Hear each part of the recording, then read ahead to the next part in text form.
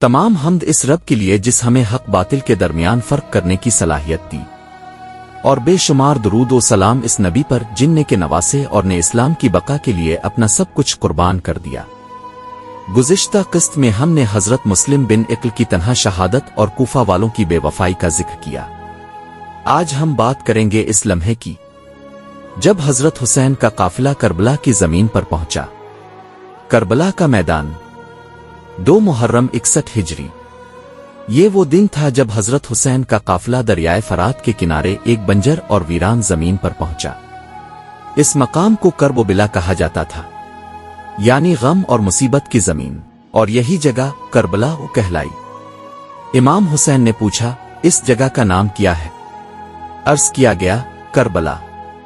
آپ نے آہ بھری اور فرمایا، کرب یعنی غم اور بلا یعنی مصیبت۔ بے شک یہی ہماری آخری منزل ہے۔ خیموں کا قیام۔ حضرت حسین نے قافلے کو رکنے کا حکم دیا۔ اہل بیت اور ساتھیوں کے خیمے نصب کیے گئے۔ یہ خیمے سادہ، نرم اور بے حد مختصر تھے۔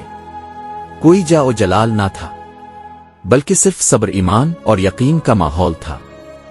حضرت زینب اور اہل حرم سب اسی زمین پر آتری، جہاں کچھ ہی دن بعد آسمان بھی روئے گا اور زمین بھی لہو سے بھیگ جائے گی۔ پانی بند کر دیا گیا۔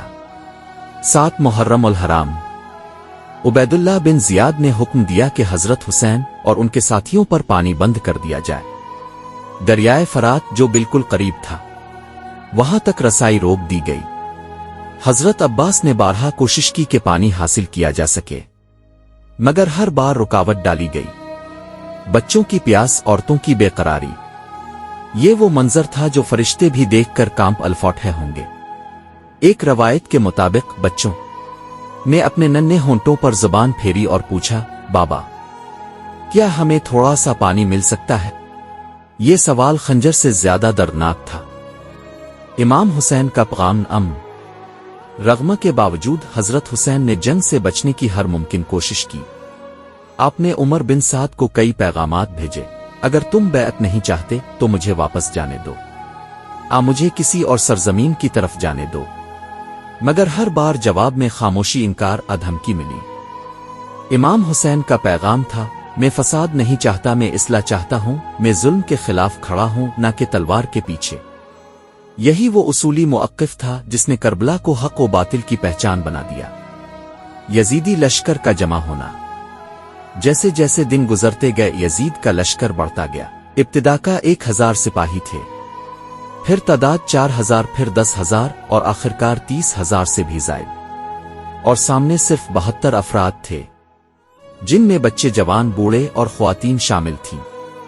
لیکن جو لشکر کے پاس ہتھیار تھے، وہ حسین کے قافلے کے پاس ایمان، یقین اور وفا تھی۔ تاریخی حوالہ جات: تاریخ طبری، البدایہ والنہایہ ابن کثیر، مقتل ابو مخنف، الارشاد شیخ مفید، تاریخ ابن خلدون۔